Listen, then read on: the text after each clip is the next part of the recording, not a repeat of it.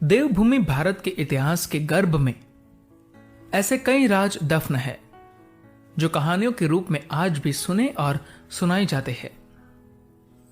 शास्त्रों में उल्लेख आता है कि जब जब धरती पर धर्म की हानि होने लगती है या पापाचार बढ़ जाता है, तब तब परम पिता परमात्मा स्वयं धरती का उद्धार करने के लिए मनुष्य रूप में जन्म लेते हैं।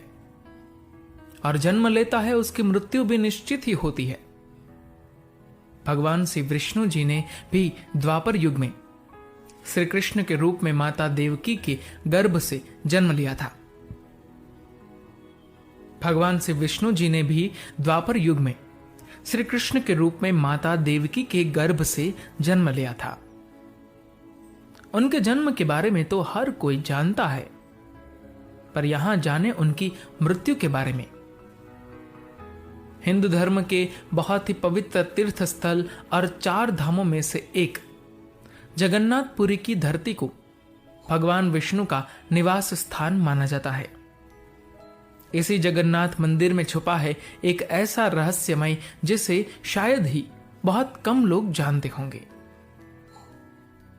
शास्त्रों में प्रसंग आता है कि पुरी के श्री जगन्नाथ मंदिर में स्थापित भगवान जगन्नाथ की मूर्ति के अंदर स्वयं ब्रह्म विराजमान है।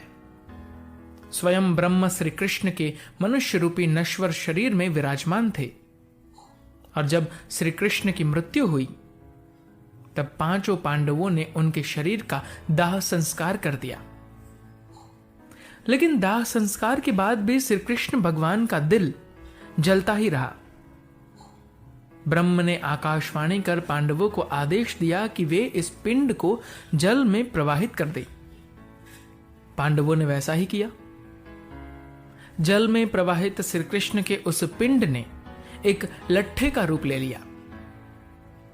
उसी राज्य के राजा इंद्रद्युम्न, जो कि भगवान जगन्नाथ के परम भक्त थे, को यह लट्ठा मिला, जिसे उन्होंने जगन्नाथ की मूर्ति के अंदर स्थापित कर दिया। उस दिन से लेकर आज तक वह लट्ठा भगवान श्री जगन्नाथ की मूर्ति के अंदर ही विराजमान है। प्रत्येक 12 वर्षों के बाद भगवान जगन्नाथ की मूर्ति बदली जाती है, पर भगवान श्री कृष्ण का प्रतीक वह लट्ठा उसी में रहता है। सबसे ज्यादा हैरान करने वाला चमत्कार तो यह है कि इस लट्ठे को आज तक किसी ने भी नहीं देखा। मंदिर के पुजारी जो इस मूर्ति को 12 साल बाद बदलते हैं, उनका कहना है कि उनकी आंखों पर पट्टी बांधकर हाथों पर कपड़ा ढक दिया जाता है, जिस कारण वे ना तो उस लट्ठे को देख पाते हैं और ना ही छू कर महसूस कर पाते हैं।